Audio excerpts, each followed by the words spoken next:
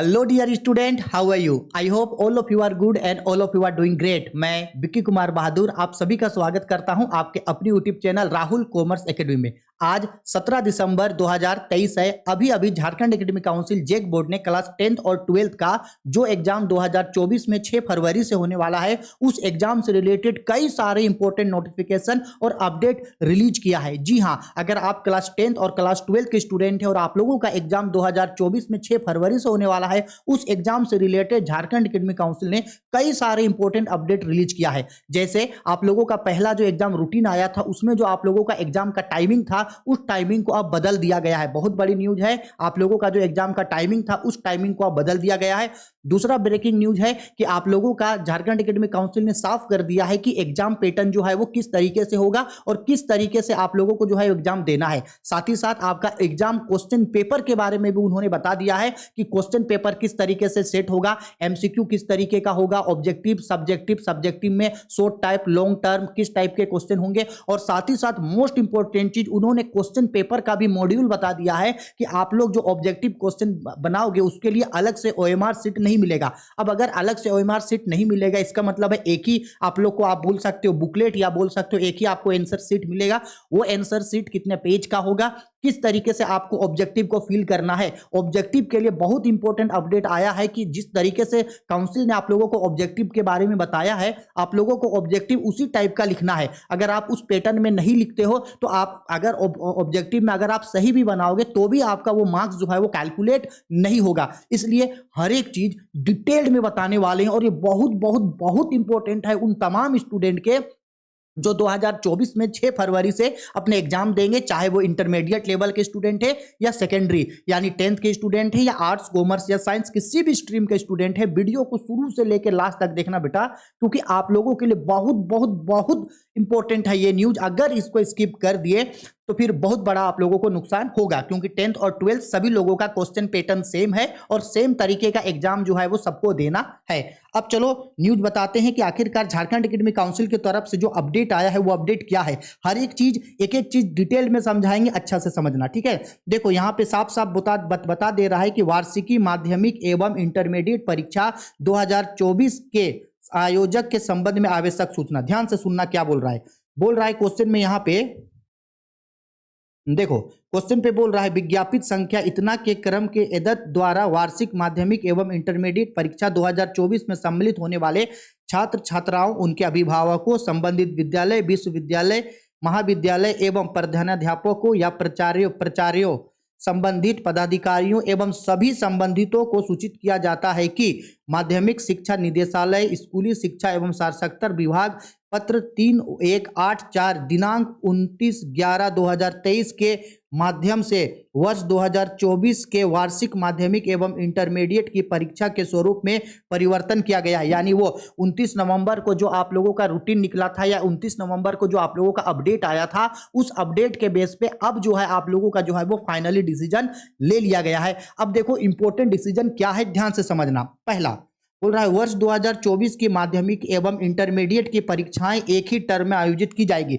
2024 में 10th और 12th के जो भी एग्जाम्स होंगे वो सारे एग्जाम वन टर्म में होंगे। यानी पहले जो टर्म 1 टर्म 2 होता था, ऐसा कुछ नहीं है, सारे एग्जाम जो है वो एक ही टर्म में होंगे, ठीक है। ये तो आप सबको पता है। दूसरा, वर्ष 2024 की माध्यमिक एवं इंटरमीडिएट की परीक्षा बहुविकल्पिक प्रकृति के 30% अंक, प्रश्न, लघु उत्तरीय, दीर्घ उत्तरीय आदि प्रकृति के 50% अंकों के प्रश्न तथा शेष 20% अंक आंतरिक मूल्यांकन के लिए निर्धारित किया गया है। अब ध्यान से समझना, बोर्ड ने अब एकदम ये साफ साफ आप लोगों को बता दिया है कि देखो जी 2024 में जो भी आप लोगों का एग्जाम होगा, जो भी किसी भी स्ट्रीम का, मतलब 10th और 12th दोनों ही के लिए, क्या बोल रहा है बोर्ड ने साफ साफ बता दिया है कि आपका जो 10th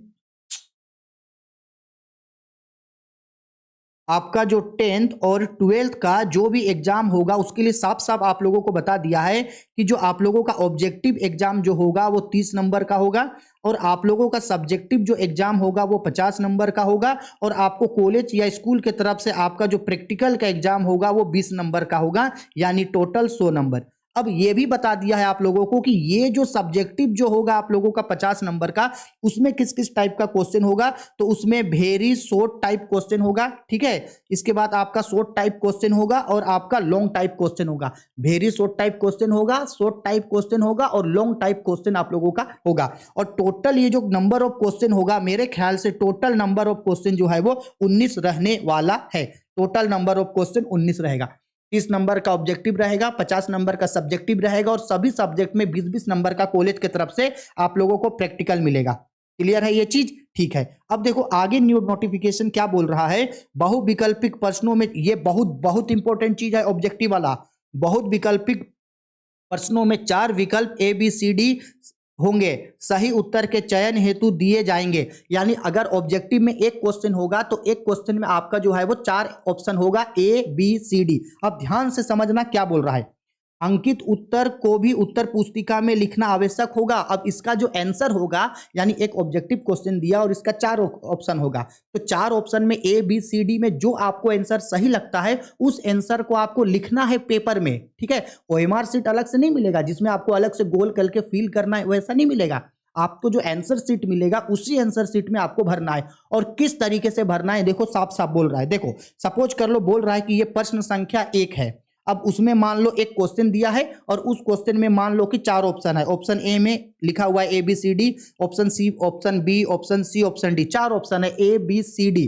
अब आपको अगर ये लगता है कि इसका ऑप्शन क्या सही है, आपको लगता है कि अगर मान लो इसका ऑप्शन सी सही है, तो आपको 1 का C तो लिखना है, यानी 1 नंबर क्वेश्चन का आंसर C है वो लिखना है। लेकिन साथ साथ C में जो चीज लिखा हुआ है आपको उसको भी लिखना है। देखो साफ साफ बोल रहा है, अगर आपको लगता है कि 1 का उत्तर C होगा तो परीक्षार्थी को उत्तर पुस्तिका प्रश्न संख्या 1-C और PQR, देखो C पे क्या है, PQR के उत्तर लिखना आवश्यक होगा। यानी आपको ऑप्शन तो लिखना है, उसके साथ साथ उसका राइट आंसर क्या है वो भी लिखना है। देखो समझा रहे, बहुत इंपॉर्टेंट है बच्चा, अच्छा से समझना। अगर ये गलती आप लोग कर दिए ना तो आप लोगों को ये लगेगा कि ऑब्जेक्टिव आप लोग सब सही बनाए हैं, लेकिन उसके वजह से आपको जो मार्क्स है वो मार्क्स नहीं मिलेगा। ध्यान से समझना। सपोज कर लो ये MCQ का क्वेश्चन नंबर 1 पूछा है, ये कोई क्वेश्चन दिया हुआ था एक, ठीक है। अब इसमें 4 ऑप्शन था, option A, option B, option C और ऑप्शन D, 4 ऑप्शन होगा। अब आपको अगर ये लगता है कि ऑप्शन C नंबर आपका सही है और ऑप्शन C पे यहाँ पे कुछ ना कुछ आंसर तो लिखा हुआ रहेगा। अब आप क्वेश्चन पढ़े और आपको लगता है कि 1 का आंसर है C, तो अब आप आंसर में क्या लिखोगे, आप आंसर में इस तरह से मार्क करोगे क्वेश्चन नंबर 1 और डैश दोगे। 1 का आंसर क्या लगता है C, तो यहाँ 1 का आंसर लिखोगे C है और C में जो चीज लिखा हुआ है उस चीज को आपको यहाँ पे लिख देना है, ठीक। सेम ऐसे ही आप क्वेश्चन नंबर 2 पढ़े, अब आपको लगता है कि क्वेश्चन नंबर 2 का आंसर A है, तो डैश देना और डैश दे करके यहाँ ऑप्शन A बार भरना और डॉट दे करके ऑप्शन A में जो चीज लिखा हुआ है ऑप्शन में उस चीज को लिख देना। अगर आप क्वेश्चन नंबर 3 पढ़े और 3 में आपको लगता है ऑप्शन नंबर B सही है, तो डैश दे करके यहाँ ऑप्शन नंबर B लिखना और B में जो ऑप्शन दिया है उस ऑप्शन को यहाँ पे फिल करना। क्वेश्चन नंबर 4 पढ़े, 4 में आपको लगता है कि इसका ऑप्शन A सही है, तो यहाँ पे A लिखना, A लिख करके डॉट दे करके इसको आप फिल करना। समझ में आया? मतलब क्वेश्चन नंबर देना, उसका ऑप्शन देना और ऑप्शन में जो चीज लिखा हुआ है वो चीज लिखना। अगर आप सिर्फ ये करोगे, देखो सपोज कर लो कि आप ये करते हो कि आपको ये लगता है कि क्वेश्चन नंबर 5 का आंसर सपोज C है और आप अगर C लिख करके छोड़ दिए, आपको लगता है क्वेश्चन नंबर 6 का आंसर सपोज कर लो B है और B लिख के छोड़ दिए, क्वेश्चन नंबर 7 का आंसर आपको लगता है कि सपोज कर लो A है और A लिख के छोड़ दिए, तो ऐसे में आपको नंबर नहीं मिलेगा। आपको लगेगा कि आप सही बनाए हो, अब ये सही भी होगा लेकिन इसमें जो है आपको आपका नंबर नहीं मिलेगा, क्योंकि ऑप्शन तो आप लिखे लेकिन ऑप्शन के अंदर में जो चीज लिखा गया है उस चीज को आप नहीं लिखे, तो ऐसे में आपको नंबर नहीं देगा। तो आपको क्वेश्चन का नंबर पुट करना है, उसका ऑप्शन भरना है और ऑप्शन के बाद जो चीज ऑप्शन में दिया हुआ है उस चीज को उसमें लिख देना है। आई बात समझ में? ध्यान रखना, ध्यान रखना। और सभी स्टूडेंट से मेरा रिक्वेस्ट है कि आप अपने सभी दोस्तों के बीच जो है इसको शेयर कर देना। आर्ट्स, कॉमर्स, साइंस, 10th को भी और 12th को भी, सारे स्टूडेंट को वीडियो शेयर कर देना, क्योंकि उन सबको ये पता होना चाहिए कि एग्जाम में जो है वो किस तरीके से उन लोगों को जो है वो एग्जाम देना है। बहुत बहुत बहुत जरूरी है उन लोगों के लिए ये चीज को समझना, नहीं तो अगर ये चीज को नहीं समझोगे तो भाई सब बेकार हो जाएगा, ठीक है। तो ज्यादा से ज्यादा दोस्तों के बीच जो है वीडियो को शेयर करना, ताकि उन लोगों को भी इसका फायदा मिल सके। फिर चाहे वो आर्ट्स, कॉमर्स, साइंस किसी भी स्ट्रीम के स्टूडेंट हैं, और साथ ही साथ 10th वालों को भी शेयर कर देना, क्योंकि 10th वालों का भी सेम एग्जाम होगा इसी पैटर्न में। चलो भाई अब आगे बढ़ते हैं। एमसीक्यू का समझ में आ गया। एक एग्जाम पैटर्न कैसे रहेगा, 30 नंबर का ऑब्जेक्टिव, 50 नंबर का सब्जेक्टिव और 20 नंबर का प्रैक्टिकल 10th और 12th सबका, सभी सब्जेक्ट में। ठीक। एमसीक्यू के लिए क्या होगा, अलग से क्वेश्चन पेपर नहीं मिलेगा, एक ही पेपर मिलेगा। उस पेपर में आपको एमसीक्यू बनाना है। एमसीक्यू बनाने में आपको क्वेश्चन नंबर के साथ साथ उसका ऑप्शन और उसके अंदर जो चीज लिखा है उस चीज को भी लिखना पड़ेगा। आगे बात समझ में। अब सबसे इंपॉर्टेंट बात, जेक बोर्ड ने यह भी बता दिया कि आप लोगों को जो सप्लीमेंट, जैसे कि मान लो अलग से क्वेश्चन देगा, क्वेश्चन में भी शुरू के क्वेश्चन में 30 गो ऑब्जेक्टिव रहेगा, इसके बाद आपका सब्जेक्टिव क्वेश्चन रहेगा। अलग से कोई क्वेश्चन नहीं देगा, एक क्वेश्चन देगा, शुरुआत में आपको 30 गो ऑब्जेक्टिव रहेगा और 30 गो सब्जेक्टिव। हम आपको पिछले साल का क्वेश्चन जो है वो दिखाने का भी कोशिश करते हैं। ठीक है, ये देखो मेरे पास अभी इंग्लिश का 2023 में जो एग्जाम हुआ था उसका क्वेश्चन है, देखो दिखाते हैं। ये इंग्लिश का 2023 का क्वेश्चन है, अगर आप यहाँ पे देख पा रहे हो तो इस तरीके से आपको एक क्वेश्चन मिलेगा, ध्यान से समझना। क्वेश्चन होगा, इसके बाद क्या होगा, इस तरीके से आपको जो है सबसे पहले ऑब्जेक्टिव मिलेगा 40 गो। ठीक है, पिछले बार 30 गो मिलेगा, पिछले बार 40 गो था। इस तरीके से आपको क्या मिलेगा, ऑब्जेक्टिव क्वेश्चंस मिलेगा। ठीक। अब जैसे आपका ऑब्जेक्टिव खत्म हो जाएगा, मतलब 30 ऑब्जेक्टिव क्वेश्चंस होने के बाद आप लोगों का इस तरीके से जो है वो सब्जेक्टिव रहेगा। क्या रहेगा, इस तरीके से सब्जेक्टिव। ठीक है, सब्जेक्टिव में वही होगा भाई, वेरी शॉर्ट टाइप और लॉन्ग टाइप के क्वेश्चन होंगे। तो एक ही क्वेश्चन आपका होगा, शुरू में आपका ऑब्जेक्टिव होगा 30 गो, इसके बाद आपका सब्जेक्टिव होगा। क्लियर। और उसके बाद इसी तरीके से एक आपको आंसर शीट मिलेगा, मोटा सा आंसर शीट रहेगा। वो आंसर शीट 24 पेज का रहेगा। साफ साफ सुन लो, जो आंसर शीट मिलेगा वो आंसर शीट कितना पेज का होगा, 24 पेज का आंसर शीट होगा। सबसे फ्रंट वाला जो पेज होगा, इस पेज में आपको आपका डिटेल्ड एकदम इत्मीनान से और अच्छा से भरना है। ठीक है, आपको अपना नाम इसमें फिल करना है, आपको अपना रोल कोड, आपको पहले रोल नंबर अपना भरना है, फिर उसके बाद स्कूल का रोल कोड, इसके बाद कॉलेज के द्वारा जो रोल नंबर मिला है वो भरना है, रजिस्ट्रेशन नंबर भरना है, सेंटर कोड भरना है, सीटिंग भरना है, सब्जेक्ट भरना है और अपना सिग्नेचर करना है। हर चीज इत्मीनान से भर देना पेपर में। इसके बाद जब पेज पलटोगे तो ये टोटल आपको 24 पेज का जो है वो आंसर शीट मिलेगा। इसी आंसर शीट में आपको सब चीज को क्वेश्चन लिख लिख के जमा करना है। अलग से जो है आपको सप्लीमेंट कॉपी नहीं मिलेगा, क्योंकि 24 पेज इनफ होता है, 24 पेज में काम चल जाता है। ठीक है, लेकिन सप्लीमेंट जो है वो नहीं मिलता है, इतना याद रखना, या अलग से सप्लीमेंट नहीं रखा जाता है।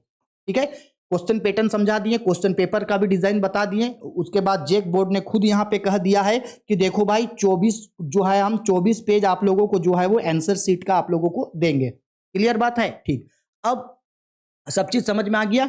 अब एक लास्ट इंपॉर्टेंट चीज जो है आप लोगों का,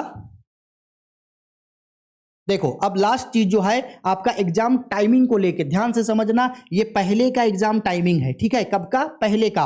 और ये अभी का जो चेंज होकर के एग्जाम टाइम बना है वो है। अब सबसे पहले समझ लो भाई, सेकेंडरी वाले यानी कि 10th वाले स्टूडेंट लोग थोड़ा सा ध्यान दो। देखो आप लोगों को 10th वालों को पता होगा कि आप लोगों का जो एग्जाम है वो फर्स्ट सिटिंग में था। पहले एग्जाम कब था, 9:45 से एग्जाम स्टार्ट होता और खत्म होता 1:05 में। क्लियर है। अब टाइमिंग को बदल दिया गया है, अब इसको आप लोग मत देखना। अब जो आप लोगों का एग्जाम जो होगा वो आप लोगों का 9:45 से ही स्टार्ट होगा, लेकिन एग्जाम खत्म हो जाएगा 1 बजे। और अलग से जो आप लोगों को ऑब्जेक्टिव और सब्जेक्टिव का अलग से जो टाइमिंग था ये अब नहीं है, क्योंकि क्वेश्चन पेपर एक ही रहेगा, आंसर शीट एक ही रहेगा। तो एक ही बार में आपको 9:45 से आपको क्वेश्चन मिल जाएगा। 9:45 से 15 मिनट आपको समय मिलेगा क्वेश्चन पेपर भरने के लिए। और ये जो आपका आंसर शीट जो होगा उसको अच्छा से भरने के लिए 15 मिनट का समय दिया जाएगा। 10 बज जाएगा, 10 बजे से आपका एग्जाम स्टार्ट होगा 1 बजे से, 10 से 11, 11 से 12, 12 से 1, 3 घंटे का एग्जाम होगा। क्लियर बात है। ठीक है, उसी तरीके से चलो भाई अब ध्यान दो थोड़ा सा इंटरमीडिएट वाले। ये आप लोगों का पहले का एग्जाम जो था वो स्टार्ट होना था 2 बजे और खत्म होता 15:20 में। और ओएमआर सीट के लिए अलग से टाइम होता, सब्जेक्टिव के लिए अलग से। आप लोगों का भी इस चीज के जो है अब हटा दिया है। अब आप लोगों के लिए ये नया टाइमिंग रिलीज किया गया है, ध्यान से समझना। अब आप लोगों का एग्जाम जो है वो स्टार्ट हो जाएगा आपका 2 बजे से और एंड हो जाएगा 5:15 में। जब आप लोग 2 बजे कॉलेज में एंटर करोगे या स्कूल में एंटर करोगे तो 2 बजे एंटर करने के बाद 2 बजे आपको पेपर मिल जाएगा। अब 2:15 तक आप लोगों को उसको डिटेल में भर लेना है। जैसे ही 2:15 हो गया आप लोगों को क्वेश्चन दे दिया जाएगा। और 2:15 से लेकर के 5:15 तक, यानी कि 3 घंटा, 2:15 से 5:15 तक आप लोगों को जो है वो आंसर फिल करना है। ठीक है, इतना इंपॉर्टेंट न्यूज है जो जैक बोर्ड के द्वारा रिलीज किया गया है। इसके अलावे अगर आप कुछ पढ़ना चाहें और चीज, हालांकि हम सब चीज बता दिए हैं, लेकिन अगर आपको कोई चीज पढ़ना है तो आप इसका स्क्रीनशॉट लेके पढ़ सकते हैं, या ये सारा चीज का अनाउंसमेंट आप लोगों को Telegram channel Rahul commerce academy जो टेलीग्राम चैनल है वहां हम आपको सबसे पहले न्यूज दे देते हैं, वीडियो उसके बाद बनाते हैं। तो अगर आप हमसे जुड़ना चाहते हैं, सारे अपडेट से अवगत रहना चाहते हैं, तो Rahul commerce academy Telegram channel को जरूर ज्वाइन कर लेना, राहुल कॉमर्स एकेडमी। वहां आपको सारा न्यूज और अपडेट जो है वो मिलता रहेगा, ठीक है। और आगे आने वाले वीडियोस में हम आप लोगों को बता देंगे कि आपको ऑब्जेक्टिव में किस तरीके से हाई स्कोरिंग करना है, सब्जेक्टिव में कौन सा सेक्शन को आपको पहले टारगेट करना है, जिससे आप जो है वो ज्यादा नंबर एग्जाम में स्कोर कर सकते हो, ठीक है। चलो भाई, वीडियो पसंद आई है तो लाइक करो, शेयर करो, कमेंट करो, ज्यादा से ज्यादा दोस्तों के बीच इसको शेयर करो, ताकि इसका फायदा आपको तो मिला ही, इसके साथ साथ आपके दोस्त, आपके भाई, उन लोगों को भी जो है उसका बेनिफिट मिल सके, ठीक है। चलो बाय, टेक केयर।